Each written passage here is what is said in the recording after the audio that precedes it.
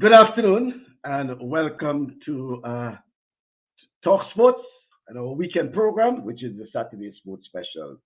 Well, on today's program, we will be discussing with two regional journalists, sports journalists to be exact, and they'll be talking about what's happening in the, as we say, the state of sports in the region, in the Caribbean. We'll hear from Terry Finisterre, St. Lucia, from St. Lucia, and we'll also go to Jamaica to hear from Paul Reid. Paul Reid from Montego Bay in Jamaica. Paul has been a sports journalist for many, many years, writes for the Jamaica Observer newspaper, and he is based in Montego Bay, or what we call Mobe, in Jamaica. So we're talking lots of issues as it relates to sports, the upcoming CARIFTA Games, the Boys and Girls Champ. We'll hear from Paul about that. We also will be talking about West Indies cricket, both the men and women in on tour. The women in South Africa and the men in India rather, for the one-day series, a brief one-day series, 3 matches, and then they're back to the region to continue with the series against England, this time the Test series. We'll also be talking about U.S. Collegiate Sports, because a number of our Caribbean athletes are involved in the U.S. Collegiate Sports, especially the indoor track and field.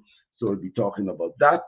And, World Cup qualification, Jamaica is still playing, I should say. And then we will look at, what else is happening. Oh, Caribbean participation in the Winter Olympics. As you know, the Winter Olympics started this weekend. So first we'll have Terry. Terry is on the road, no doubt. He is on the road. We'll be hearing from Terry. He's somewhere on the road. And then we will also be hearing from Paul, in a moment. But Terry, are you in Grosile? Well, actually, I just drove up to Grosile. Yes, Okay. I'm actually at horseback riding with my kids. Okay, so we have Terry in Just Grosile. drove them up at horseback. Okay, and then we also have Paul, who is in Montego Bay. So Paul will be joining us also live. Paul is on camera now. So, gentlemen, I know you are engaged in some way or the other. Terry is on the road. Paul is indoors. In office at home. In office. And as I indicated, we'll be chatting about lots of things that happen. As we say, the state of sports in the Caribbean, whether it's CARIFTA Games, the upcoming CARIFTA Games, Boys and Girls Champs. I know there are lots of Caribbean, well, especially I know Paul, you will be able to tell us that in Jamaica, a number of student athletes on the collegiate scene. Terry, there's also a few from St. Lucia, St. Vincent, Grenada, and others that also on the collegiate scene. We know the indoor season started in earnest. The Winter Olympics, obviously Jamaica representing the English-speaking Caribbean, I would say. And and we'll have some other information as it relates to sport happening. First of all, let me introduce Paul, because Paul is a newcomer to the program. Terry has been there for a while. Paul, good morning to you. Well, I should say afternoon here. Just barely Yeah. afternoon here. Yes. Right. Good afternoon to you, Paul. Hello. Yes. Yes. I was Yes, saying. I said good afternoon to you and welcome Afternoon. to the program. Afternoon. It's a pleasure. I've watched the program a couple of times. I know what's about, so I'm honored to be a part of it now. Okay, well, that's good to hear, and Thank you. no doubt we'll go on to Terry in a while, as Terry indicated that he's good. Brought his daughter to some horseback riding. Terry, horseback riding. Terry, okay, right. So Expensive sports. it is. Sports. It is. Well, not so far, unfortunately. We're not Okay. into ownership or anything, Paul. So far we all right. Okay. So Terry, just to kick off, what's happening in the neck of your woods, man? Well, we're finally getting back on the way. We had, like I think most people, the spike around and after Christmas. We're finally getting back to sport. We should be resuming three of our domestic football tournaments: the women's competition, the under 17 boys, as well as the Island Cup, which is a district competition in a couple of weeks. We should also be getting back underway with track and field tomorrow. We should have our first local track meet.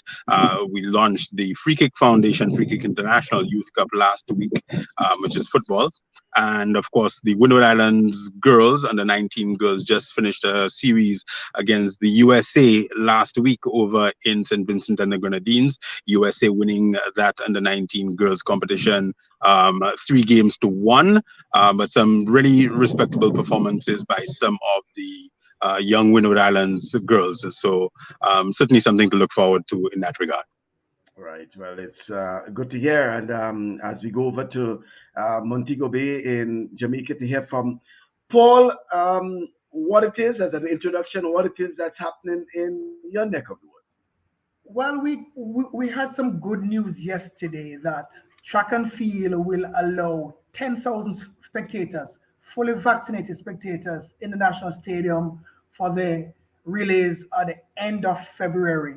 We're also hearing now that there is a possibility that there will be spectators allowed, fully vaccinated spectators as well, for champs in April and the game the following week.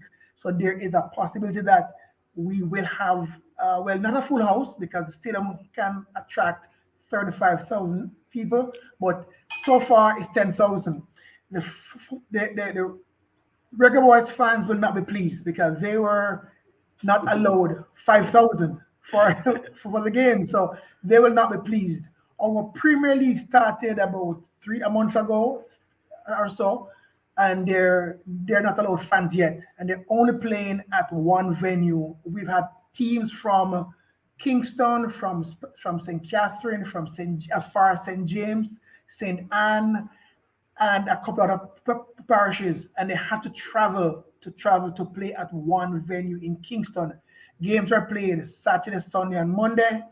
We're also in the Olympics that started. Just heard a couple of minutes ago that we have filed an appeal that we should be allowed in a two-female sled event because we were the first alternate after the event, but we have filed an appeal to say that we were kept out of the main event because of some fictitious races in Germany that nobody even heard about that kept us out. So appeal have been filed. We don't know when it will be addressed yet, but the ad hoc committee of CAS is meeting in Beijing, and we hope that we'll hear something soon.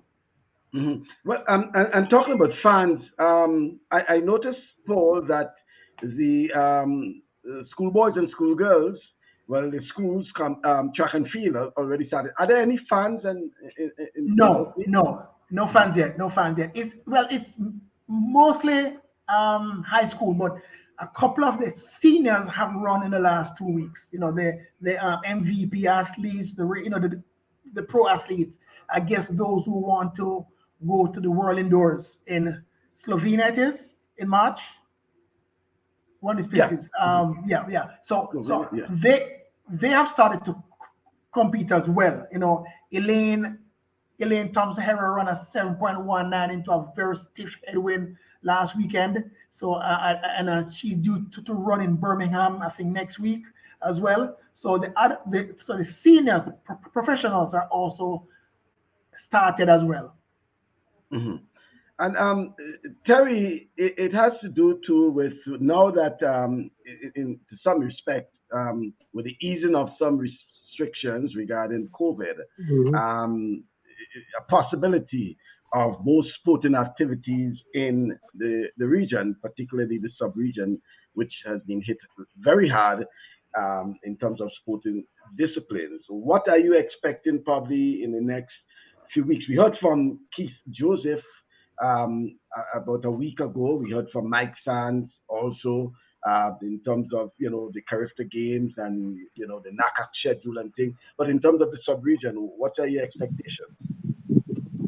Well, Mike, the last time I was on, we spoke about the fact that that we were seeing sport around the world, and the fact that the smaller territories were certainly being disadvantaged and not able to resume sport. And perhaps it might be a question of the will of the people or the will of the governments of these territories, but certainly we have not seen up to now the level of sport that we have seen in the metropolis, in the United States, Europe, and so on. But fortunately, that is beginning to change in some measure, and we are seeing, as you have noted, an easing up of the protocols and easing up of the restrictions, and it's a very welcome, I think, return to sport for most of these territories. It's been up and down. We've been seeing some positive signs, and then we've been going back to the status quo. Fortunately, right now, I think we're in a little bit of an upward trajectory where we're being told that there's a bit of a leveling out as far as the spread of the virus is concerned, the potency of the virus, some of the new variants coming out. I won't purport to be a doctor, but we're hearing that there's a little bit of leeway, or a little bit more leeway being given nowadays. So travel is a little bit easier. The vaccines are available. They are being distributed. They are being taken by a lot of people. They're getting vaccines for younger people as well. So there is a lot more opportunity now for us to practice sport, and that is absolutely very welcome. And certainly for the smaller territories in the Eastern Caribbean, where we're now starting to see a little bit more movement. Regional cricket starting next week. The CARIFTA Games, it looks as though we will be able to finally have the CARIFTA Games after a 2-year absence. So all of this is very, very welcome. Well, talking about the CARIFTA Games, probably the best person who can tell us on the ground what's happening might be Paul in terms of that. So it's a nice segue, Paul. Going on to the CARIFTA Games, we into probably less than probably 80 days. 9.5 weeks. 9.5 weeks. Right. Yeah. 70 days today, Paul? 75 or 74, something around that time. We Yeah. A daily update. But there is some excitement building. The fans are really talking about it now. We're looking forward. It's the first time in 11 years that we'll be hosting it in Kingston. So there is a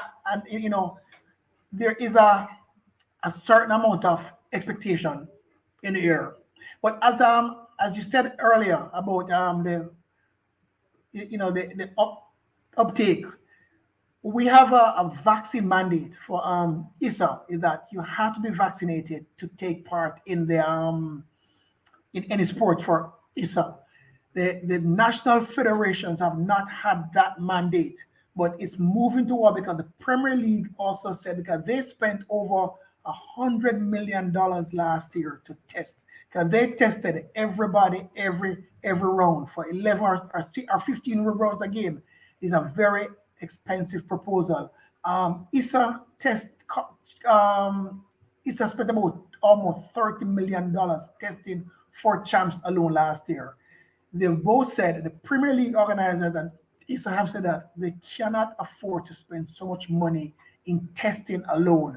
So they're not forcing anybody to go and get a vaccine, because the vaccine uptake here is very low. It's less than 25% so far. And that's right around where we are in St. Lucia, unfortunately. Yeah, well, there you go. So what they're saying is that we can't tell you to take a vaccine. That's your personal business. However, for you to participate in an event, a sporting event, or to attend a sporting event, you must be vaccinated or show a negative at your own expense, a PCR negative at your own expense. The government has said recently, I think Thursday, that they're moving towards a schedule where vaccinated people will be allowed to attend events. So they're moving towards that now, where if you're vaccinated, you will be allowed to participate in certain events, so we have to see what happens. But for the most part, we just finished our schoolboy soccer season, and we had a very good season. And there's no report of any outbreaks or any ill effects from it. It ended last week. It started in October. I remember, yes, started in middle of October and ended a week ago, and it went very, very well. So that's where we're heading for now. The CARIFTA Games, as far as we know, we're talking about 500 athletes. That's what they're talking about right now, about 500 athletes that will be there, and they're expecting representation from basically every territory. But listen to that, Paul. And Terry as well. Any indication that, well, as it is now, as you know, and Terry says he's not a medical doctor. Well, we all are not medical. I'm not. But Facebook have a PhD. Facebook and social media PhD. Yeah. But we are close to that in terms of Bermuda last year, right? And then there was the 2 years in a row. But yeah, and then there was that situation. In the event so far, things seems to be on stream for Jamaica. But things can turn, as Mike Sand says. There are circumstances, there are possibilities. Are you hearing whether or not, if there is a turn of events, that there is a plan B in Jamaica? I think I haven't heard this from them. I'm just going off what I'm hearing from whatever. Last year, April, we had champs, 5 days. And we know a lot more now than we did then. And even then last year, it was a big spike. And we had a spike here, and it's kind of slowing down now. It's kind of slowing down. It's not as high as it was, say, 5 weeks ago. However, my understanding, just talking and hearing, is that it will go on, even if they have to go on without spectators, even if they have to go on under strict protocols in terms of, testing and vaccination. Based on where I am, it sounds like it's a go, because they've started to spend money already. They've started to do this, they've started to do that. So there is a certain amount of confidence. Of course, we don't know what will happen between the 5th of February and the 10th of April. We have no idea. We can't say what will happen. But if the trend continues, and we have to follow the science and the scientists, because we're not scientists, we're not doctors, but we have to listen to what the scientists say. And so far, the scientists, what they've said has been on target. We know when there will be a spike. We know when it will ease up. We know when it will drop. So I think we are being led by the scientists and what they have to say. Okay, Terry? Yeah, from what I understand, gents, I mean, the backup really is that you end up with a bubble situation, which we've seen obviously in cricket in a number of places, in football to some extent, where you're dealing with 500 to 600 people coming from around the Caribbean. They come into very, very isolated environment. Track and field is even more, even more isolated, or even easier to isolate, I suppose you should say, than other sports, because by and large you'll have kids doing 1 or 2 events at most. So they come out, they do their events, they get back into their bubble environment, they get back to their hotels, and that's that for them. So unfortunately, we may not necessarily get the sort of carnival-like atmosphere that we are used to at CARIFTA. We may not be able to get the junk canoe. We may not be able to get the drums and the level of excitement, camaraderie, and excitement, and the fan involvement. That's right. Yeah, but we will have the showcase of the Caribbean's best athletes being able to go head to head, being able to give of their best, and being able to showcase their talents and abilities to one another, to their home countrymen, and certainly to the world at large. Speaking of the protocols at champs last year, what they did was that The athletes were only allowed to come into the stadium 2 hours before their Mm. event, and they had to leave 45 minutes after their When you're done, event. yeah. Yes, so it was strictly monitored. So people can't hang around and stay around, which is, for me, it was a little painful because, especially in the relay times, you want to be in the stands. It's a 35,000 seater facility. If you can have even your people on the team in the bleachers, spread out, cheering on, supporting, that will help. But they had a very strict protocol last year. 2 hours before, 45 minutes after, and you're gone. The shuttles were moving back and forth, and it worked. We didn't have any, as I said again, there have not been a single report of any incidents coming from any sporting event that we've held here.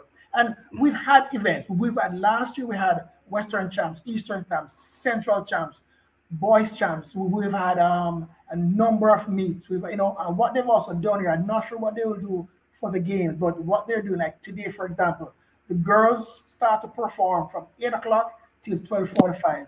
They leave, the place is sanitized and cleaned, and the boys start competing at 1 o'clock till 4:30. Mhm.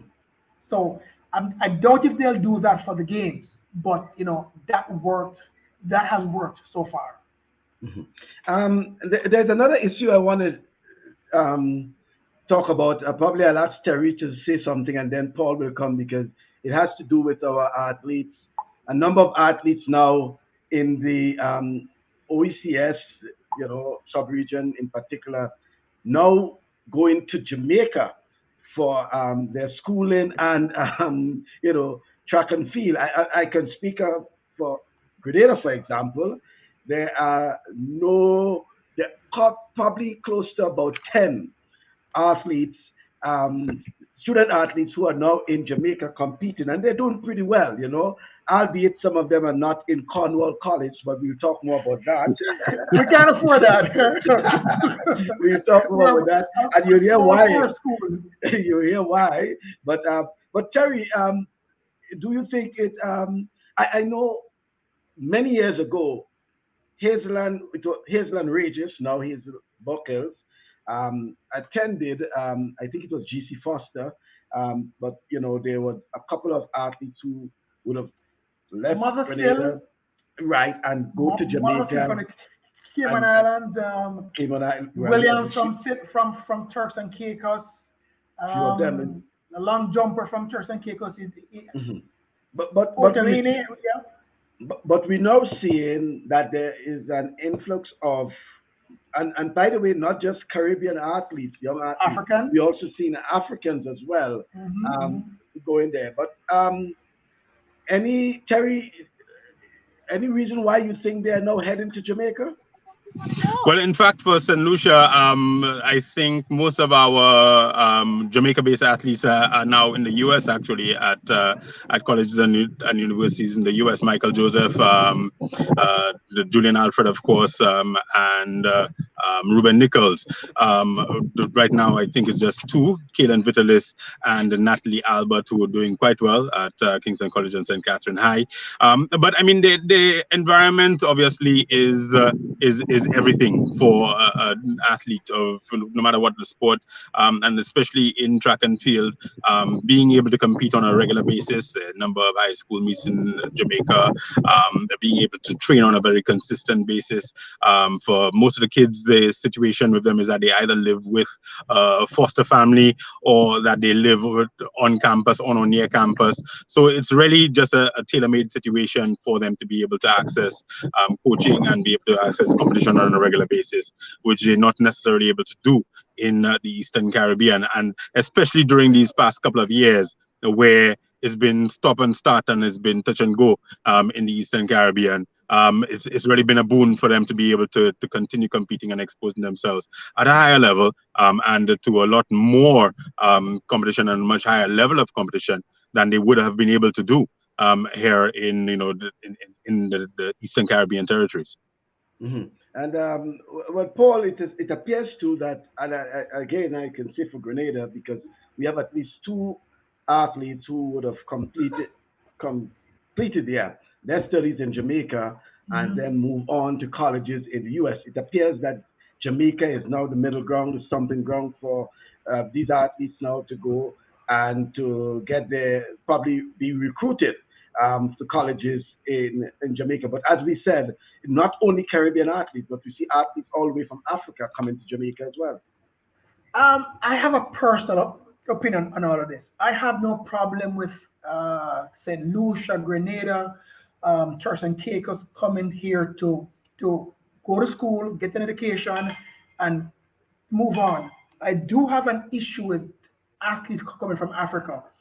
We don't have that good of a middle distance program, and I cannot understand why athletes would leave Uganda, past Kenya, Eritrea, Ethiopia, who have world-class middle distance programs, long distance program, and come to Jamaica to improve their middle distances. It doesn't make sense to me at all. We have our national 800-meter record under 20 was set fifth in 1964, and off the top of my head is I think something like 146. Nobody has been able to run that fast since. I think the fastest we've had is a 149 or 148. Why would you leave Africa, fly halfway around the world to come to Jamaica to improve your middle distance? That makes no sense to me. And what it also says to me that the schools that are recruiting these Africans and others to come here, they're not doing us any service, because if you have a boy from Kenya to run for KC, for example, or Calabar or whatever, Calabar College, you are stopping a Jamaican boy from running at champs and improving and going to pen relays or going elsewhere, but what we hear from this was that, okay, they can train with us and these Africans will make them run faster. I don't agree with that at all. And I have proposed in writing before that ISA, because what we have done in Jamaica now, we've had some new rules in recruiting. For example, you can only have 2 athletes per class who were transferred into your school. There is a ceiling of only 2. And once a student leaves from their school to come to another school, you are counted against that quota right through schools. So I'm saying, look, when you bring in Africans or people from so far, there has to be a limit on how many of these overseas athletes who can represent Jamaica, because you are preventing a Jamaican from developing their abilities. That's just my opinion. Yeah. And when you come to the long distance, you believe it should be the other way around then? The Jamaicans should be going to Africa to develop the long distance craft? We've had talk a couple of years for an exchange, because we had some East Africans who have come here to train some South Africans on their own personal, because Van Niekerk actually trained up the racers a couple of years ago, early season, and we've had other pro athletes come here and train Olympic developmental. But at the junior level, yes, I don't see why we couldn't get our top, say, 6 middle distance athletes to go to Uganda, for example, Kenya, Rift Valley, and train for a little bit and see, and or send coaches, for example, send a coach or 2 coaches to see what they do in Ethiopia, in wherever, and come back and share the knowledge of training the methods here. When you take a child, a boy at 15 or 16 from Uganda to come here, you are thinking about points at champs, because for the top champ schools, points champs is the be all and end all. They're not thinking about developing Jamaica's athletes, and they will tell you that is not their job, and they're right. It's the government and other people whose job is to develop Jamaican talent for the national team. Their job is to win champs and score points. Well, Yeah, jobs are on the line, Paul. So you have to. No, absolutely, absolutely. It's what have you done? What have you done And I mean, lately? and Paul. I mean, the kind of dialogue that goes on behind the scenes about so and so's job being in jeopardy, and he's only been Every 2 years. every Two year, years in, you're already in the hot seat yeah, if you haven't won champs. And I mean, it's not absolutely. it's one team that can win champs, but but you, two Listen, years in if you don't win. But listen, just really quickly though. I mean, the sort of mm, changing gears a little bit, but the big story this week is actually a recruiting story. The big story out of probably Caribbean athletics is a recruiting story, and Tyra Gittens of Trinidad and Tobago being that recruited shock, over to that Texas was a from big. Tamu. Oh, And I was who saw shocked. that coming? You know, and I again, couldn't. it's No, about winning. I mean, the yes, environment yes, at Tamu is not going to be radically different from no, the environment at Texas. Texas, yeah. And but Tyra has been recruited because Tyra can bring points. Tyra can bring those high jump big points, those points, long jump big points, points, those heptathlon points. the Yes, heptathlon points, those relay points. And that she's been recruited because Texas is going for the win. So I mean, Texas has Kavona Davis, they have Julian Alfred, Alfred. they have obviously now they've added Tyra Gittens, so they are Yes, going for it yes, in a big way, yes, and yes. that's not to mention the American girls that they've got. They've got Brittany and Stone. They've got a really exciting group of But girls, and they're going for it. So, they also lost big points when Tara left and left school. So they lost a lot of points there. So they yeah, had to bring in a big hitter. But yeah, I was shocked when I saw that. I had no yeah, clue. But see, I also, as in addition to being a journalist, I also work with the college track team. And I helped to get the boys transitioned into college, and I've also worked with a couple of kids from other schools, Tyrese Reid, who's now at Mississippi State, a couple of other athletes, senior the hurdler, South Dakota. So I've worked with some athletes to help them overseas. And you know that the competition to get the best athletes is absolutely fierce. Mhm. I I don't know what Texas offered Tyra to leave A&M, because I thought that she was A&M through and through, and for her to have left A&M and gone to Texas, it's it's massive. It is a big move. But we've had some people from Jamaica. There was a Brown, a triple jumper at Texas. She's now in the Big Ten. We've had a couple of people who have just left some big schools because, so it doesn't take much for an athlete to leave a school now. They go in with expectations, and if I've seen athletes leave because they don't think that the coach is paying them enough attention. And somebody says, "Listen, if you come here, you won't lack attention," and they're gone, and they're gone. But that was a big one, though, Terry. I was absolutely blown away by that one. Right. So, guys, we'll come back to some tracks because it will dominate our discussion today because we also have It's track the indoor season. circuit. We have Yeah. the looking forward to Birmingham. Um, you know, it's a wild schedule, I should say, Dublin track and field, because But we it's have good though. It's Oregon. good though, Mike. Mike is good because a year ago we couldn't have this conversation. Yeah, because but that's true good for because yeah, good for us watching on the sidelines, Paul. Not necessarily so good for the legs of the athletes, eh? yeah But because that as we have well. in It's terms a of track and field. massive balancing act this year. We have Yes, the yes. worlds. We have the worlds coming up in Oregon. We have Mm-hmm. the Commonwealth Games coming up in Birmingham. Mhm. One on the You know, 20. One on right? the 20. Same World under time. 20, right? Yes. And then And we're on not the 20 forgetting back to back to back. and not Yes. forgetting the the indoor season, collegiate season, blah blah blah, and all these sort of things. But Mm-hmm. something I want to talk to you about, Paul, and it has to do with the reggae boys. Okay. Um, not, I keep not, measuring those connections I just now, know you know. You not that. spoiled my day. Mike, you spoiled me. I was having a really good time, Mike. I was Oh, no, having a no, no, really enjoy good this time. time. But I mean, I, yeah, the boys are going through the motions as it is now because there's no Yes. chance of them qualifying. No, no, no, no. Obviously, but you think it was deservedly so that they had to remove Tapa as coach of the Reggae Boys? All right. Full disclosure. I know Tapper really well. He is from Montego Bay, and I was the administrator at Valley Kickers when he broke through in the 90s. So I have a personal relationship with Whitmore.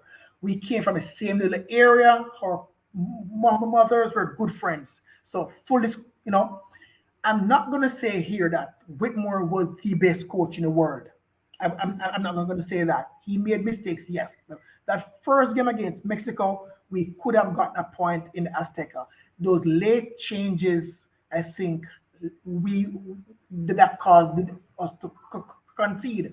However, when I spoke to the physio, who is somebody I know personally, he said, listen, after the 80th minute or so, people on the field, their legs were dead. They had no choice, but they had to make the changes.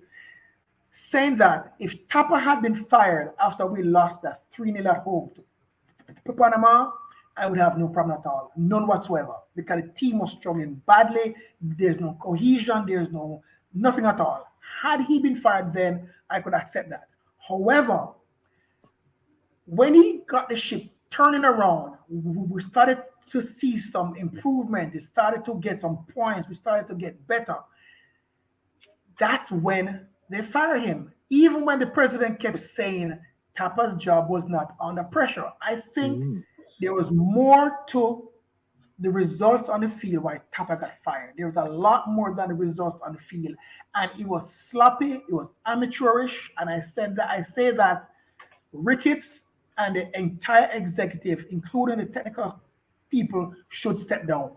They should do the honorable thing, but they won't. They will not step down. And Ricketts has said that he sees no reason why they should step down because his administration has sent a team to the female World Cup and they've done well. And the only failure is the Reggae Boys.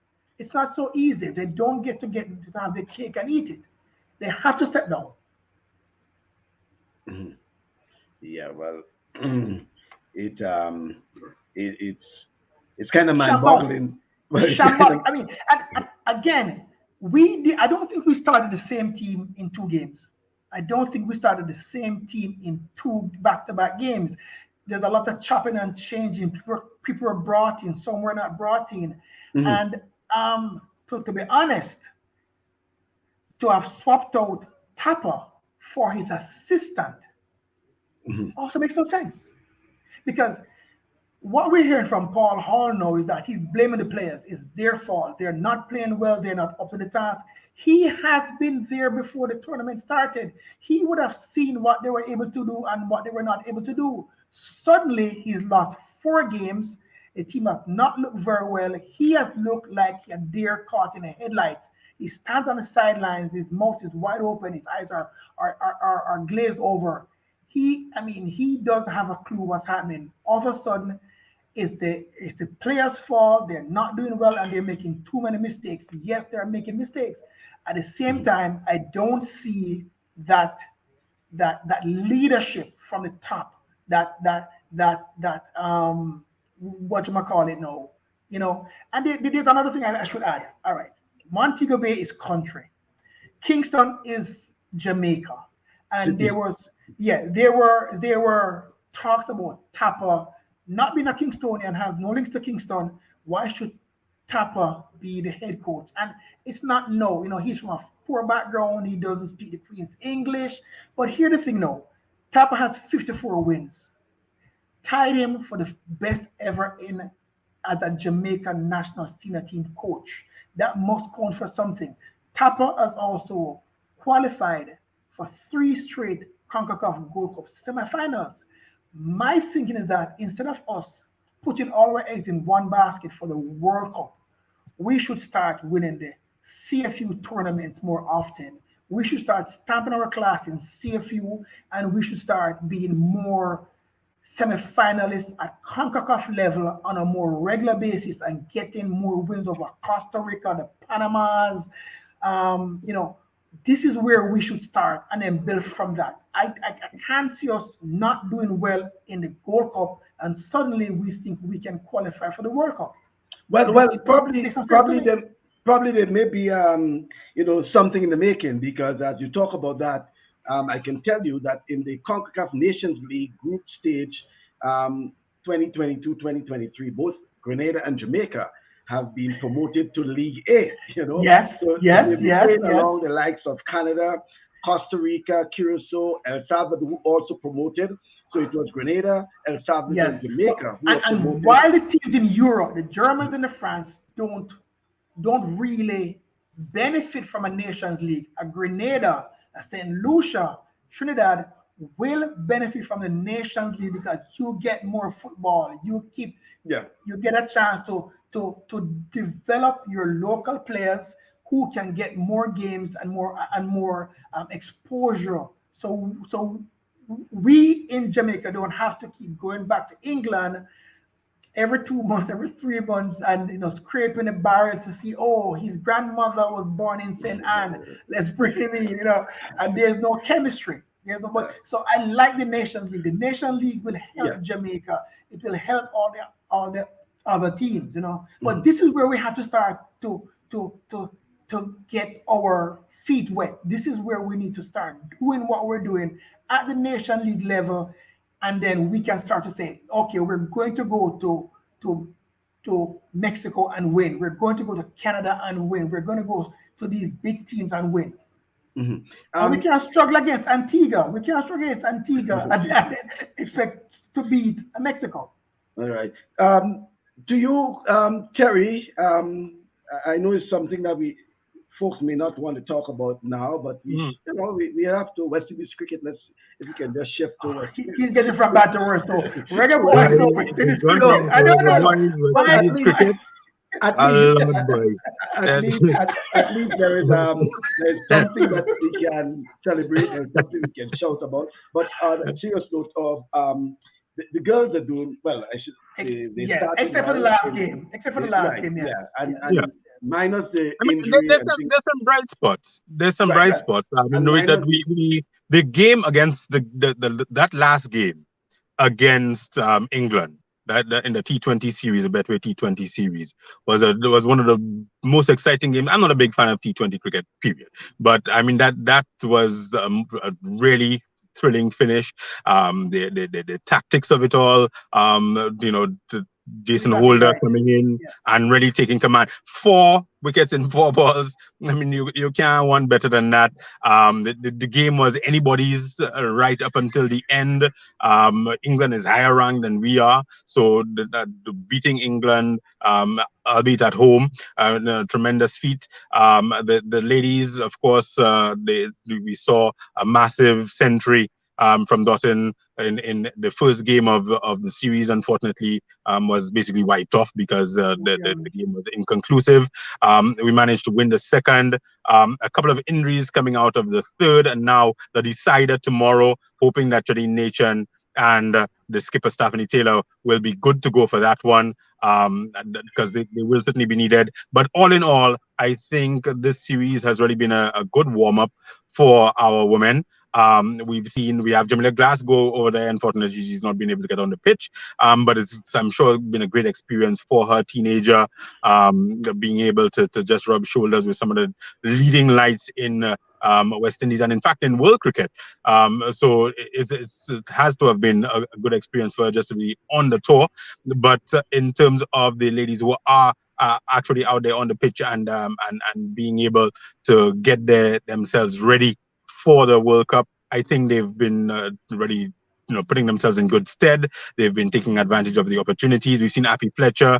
I think it was the captain, perhaps earlier this week, or DeAndre Doughton, talking about the fact that Appy Fletcher coming back from maternity leave and being able to virtually pick up where she left off. She certainly demonstrated that there is a lot more life, a lot more left in you. I mean, we've seen it in track and field, a number of outstanding ladies being able to give birth and then come back and perform at the highest level. No other than Shelly-Ann Fraser-Price, of course, being one of the leading lights, Alison Felix as well. But it's not something that we've seen a whole lot of in cricket. So it's wonderful to see Affy Fletcher back in action and contributing at a high level for the West Indies. But all in all, I think it's really been a good series for them, and looking forward to tomorrow. And I think a lot of us that should be tuning in on Sunday to see how the ladies perform in that final match. The under-19s bowing out at continuing the tradition, first of all, of the hosts not performing well at the under-19 World Cup, but bowing out very, very early. Some COVID news coming out of the camp. A few players not being able to contribute towards the latter stages. The captain playing just the one game, scoring 57, looking very good, top scorer for the team, and then not participating in the remainder of the series. The stand-in captain then not participating in the latter stages of the series. So it's been, it's not been the best. A rough ride for the boys. Yeah, very, very, very tough going for the young men. But for those who were able to get involved, Teddy Bishop, one of the leading lights, Nandu, another one of the exciting young talents to emerge. One of those who, I mean, he did not necessarily set the world afire, but he was very, very steady. And he's not somebody that a lot of people would have been talking about. McKenny Clark coming out of St. Lucia, tall pacer, and and from the outset, once he got selected on even the traveling side to go to England, my thinking was that his skill set is not necessarily, unfortunately, not a skill set that we see a lot of in the Caribbean. He's a tall, rangy, genuinely quick fast bowler. Unfortunately, at his age, what it means for him is that he tends to be a little bit less disciplined. So he tends to be expensive from time to time. But we've seen games where he's been the most economical bowler. We've seen games where he's been the most profligate bowler. But he's been consistent insofar as his ability to take wickets, his ability to generate pace. And that's, I think, is very important. Unfortunately, not making the cut for the Windward Islands Volcanoes, but I think he's certainly one to look out for in the future. And if the local federation and the West Indies the technical team can continue working with this young man, I think that he's a talent that can certainly be groomed. Unfortunately, we no longer have the Shell Cricket Academy and similar mechanisms for the development of our young players. But the likes of McKenny Clark, Teddy Bishop, I think coming out of the Under-19 Cricket World Cup, despite the team as a whole not shining, I think there's some really good exciting young potential talents putting their hands up coming out of the World Cup from the West Indies.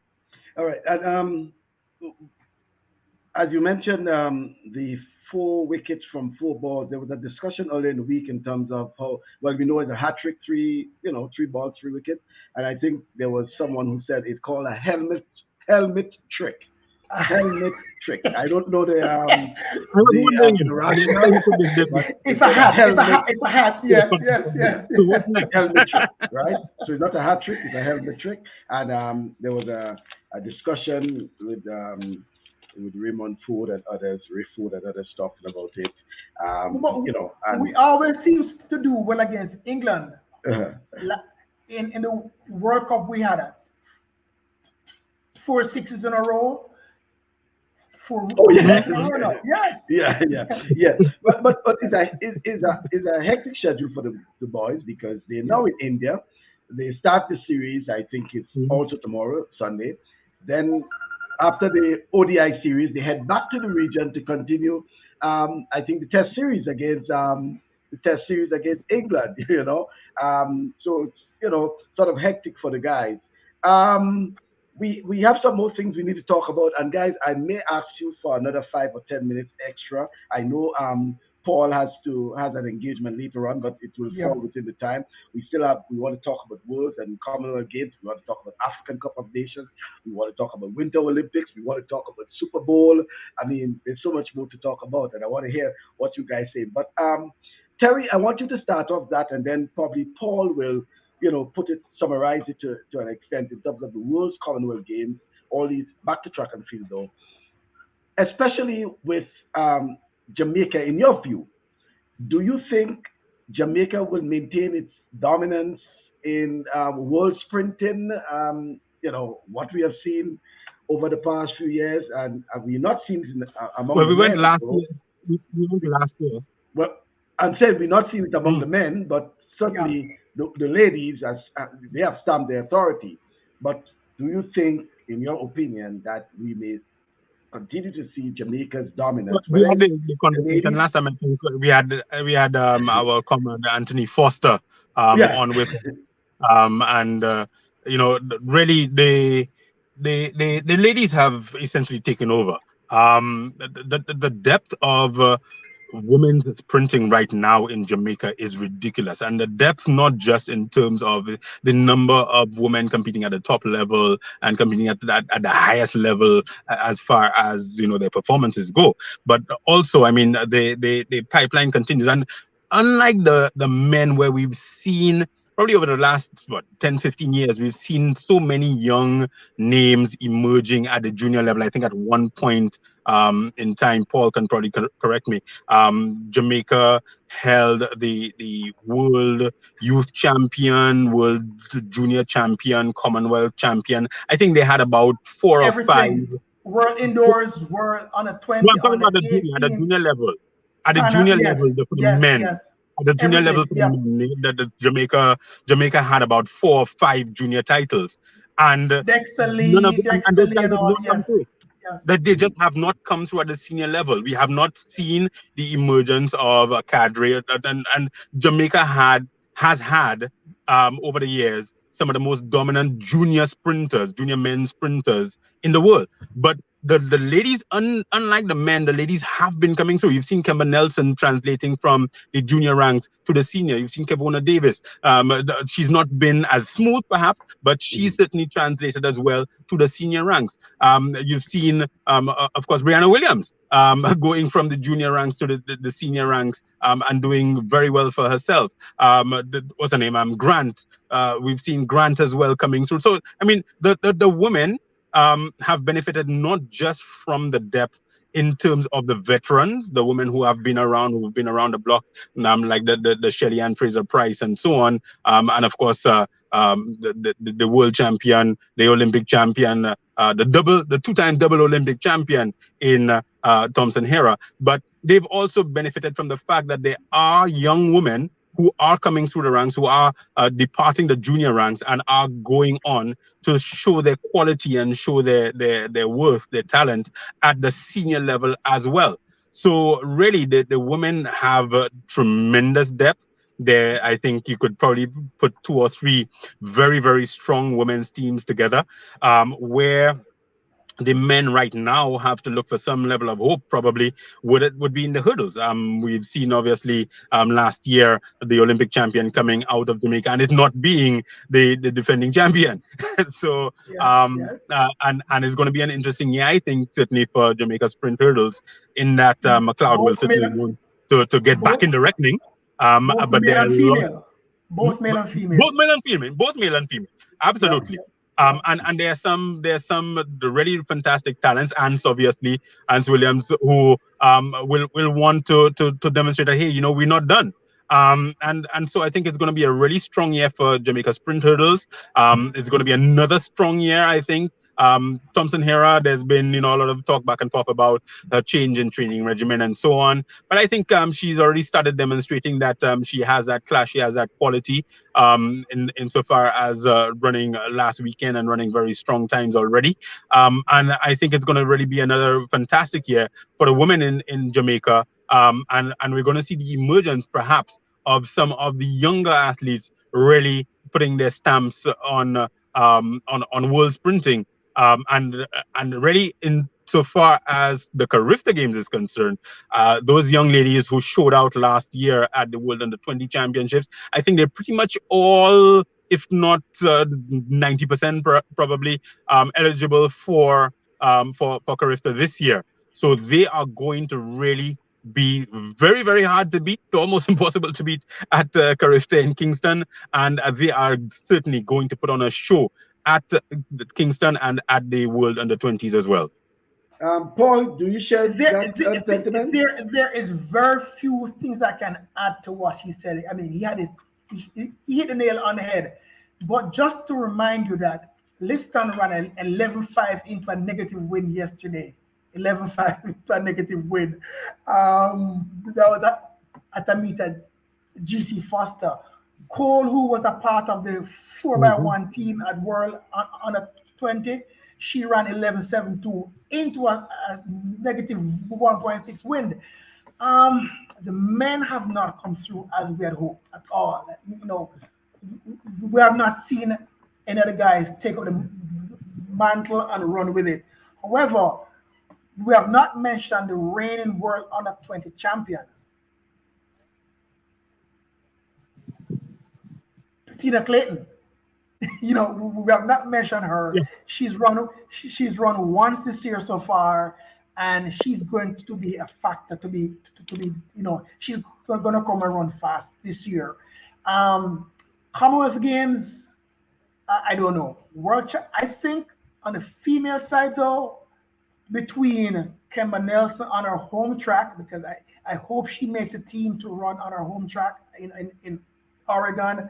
There's Williams, there's Thompson Hera, Fraser Price. There is, I think it's gonna take a lot to beat Jamaica in the 1-2 and the 4x1 this year. I think I don't know how they're gonna do it. I can't see Fraser Price and Thompson Hera going from Oregon to go to Birmingham. But I think whomever goes to Birmingham will be a gold medal threat. Anyways, Mhm. it is that deep. The sprint hurdles, we're going to see Daniel Williams against Danny Anderson on Sunday in New York, and I'm expecting some really fast times. Last week in Germany, Williams ran 7-8,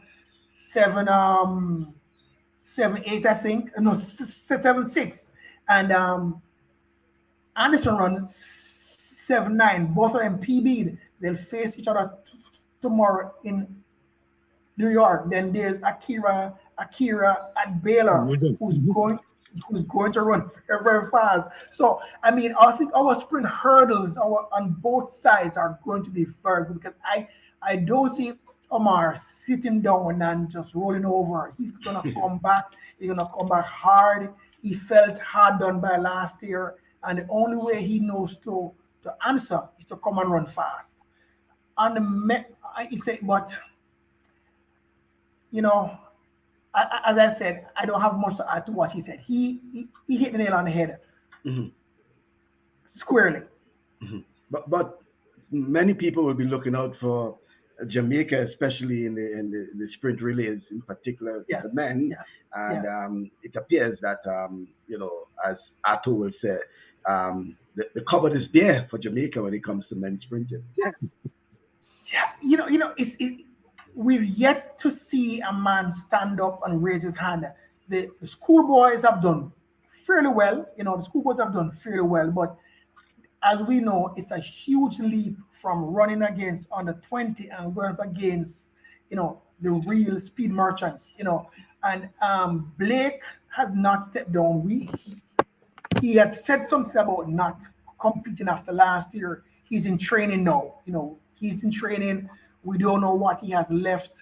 Um, I don't know where we go after Blake. Honestly, Taekwondo won the national title last year. He got injured in at the Olympics, so we did not get to see what he had to offer. Um, there's not much after that at all.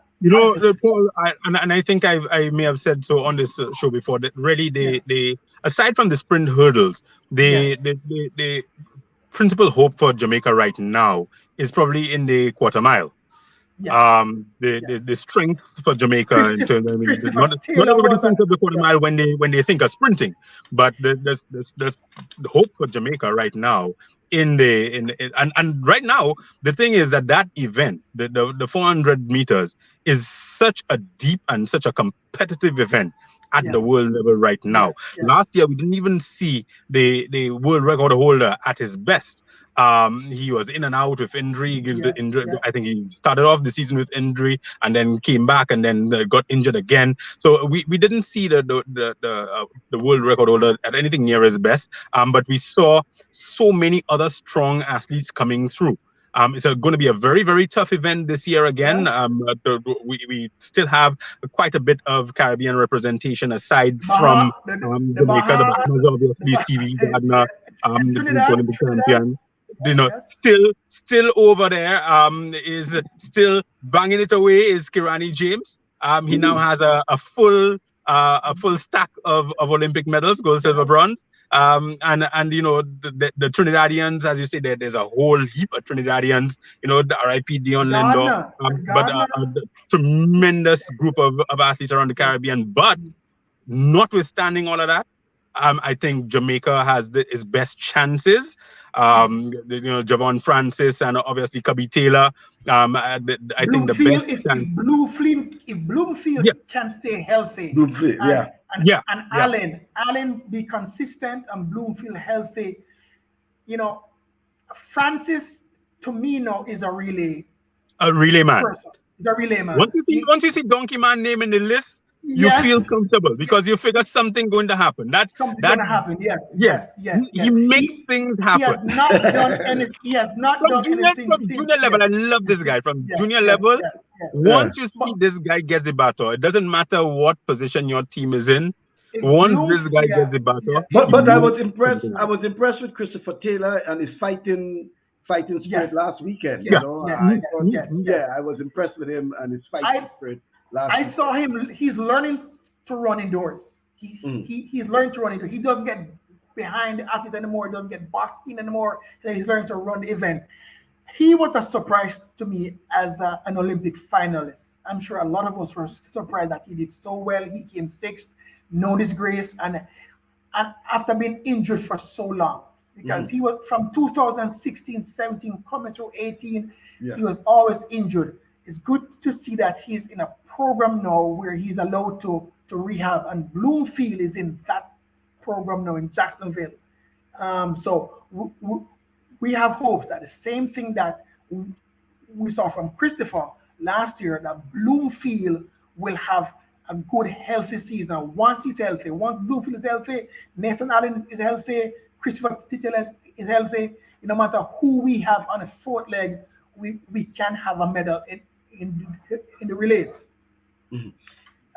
Gentlemen, as time going by, Winter Olympic, it appears now that the Caribbean is a lot involved in Winter Olympics now, even though we don't have a drop of snow. But even you see Trinidad and Tobago. Trinidad is back. I see Andre McConnell, who is a sprinter. When I say here, he's in New York. He's based in New York. I'm in Denver now. He is on their team, the sprint team, and of course Jamaica with the bobsled team as well. But it appears for now, Paul, that all the bacchanal around the Winter Olympic teams, is behind us now, and the focus is now on competing in Beijing. I spoke to the coach, a technical guy, a couple of weeks ago, and he's saying that a top 15 finish in any of the three events is a victory. A top 15 finish is a victory, because if you look at the qualifying, we were near to the bottom of the tables in all the qualifying in the 2-man, the 4-man, and the ladies. So anything over 15 and higher is a win. He said that's what he said. So I think he said that the tables low. I just think that given what's happening, we're going to be shocked by what we see. Pleasantly surprised. I have high hopes for these guys because they've worked hard. They worked very, very hard, and we have high hopes.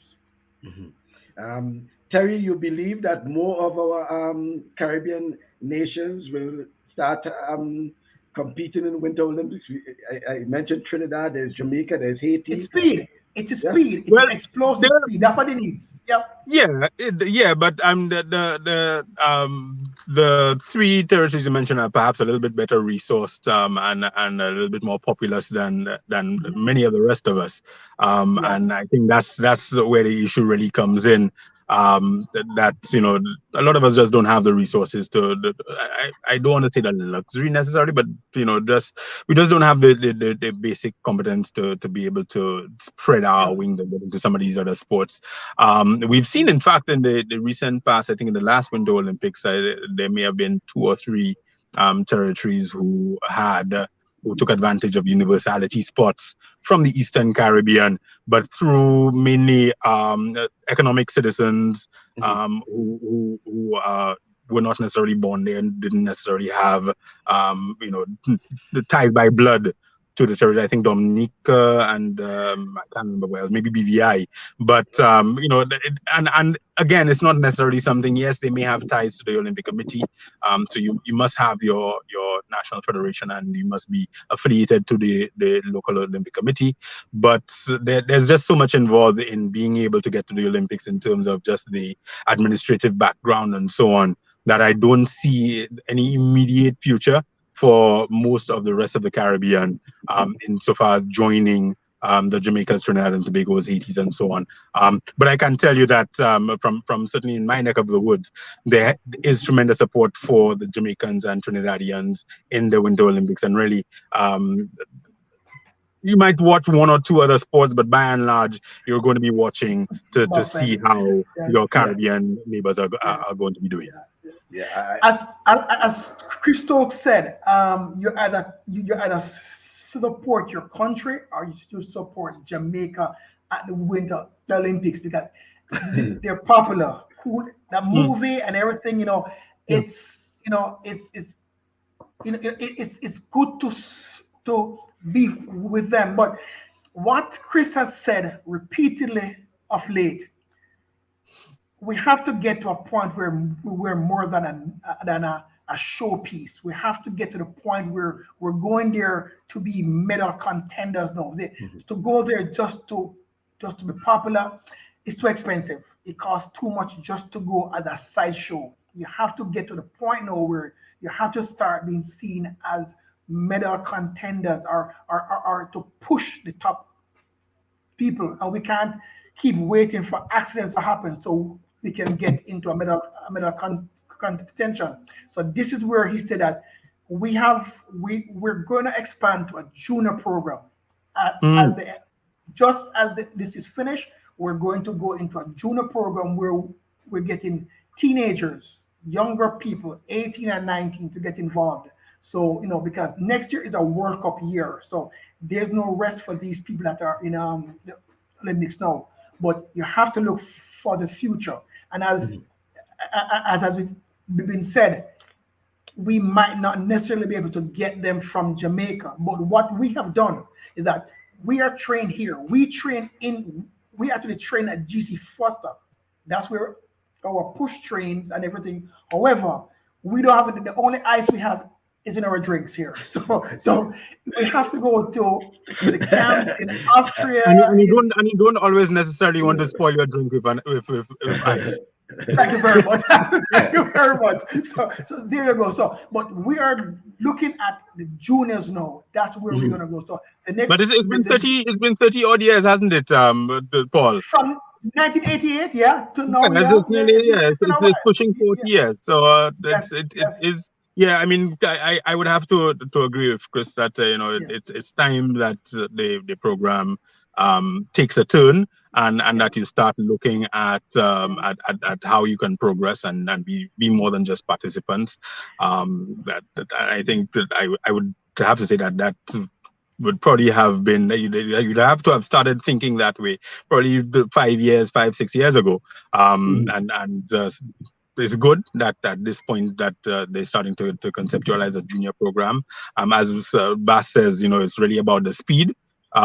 We've seen so many sprinters. I think there was even some talk about Lolo Jones of the USA being disappointed that she was overlooked from the hurdler, of course, turned bobsledder. So I mean, it's really just about developing the speed and applying that speed to a different discipline. There was her and the other Williams won a Williams, gold yeah. medal.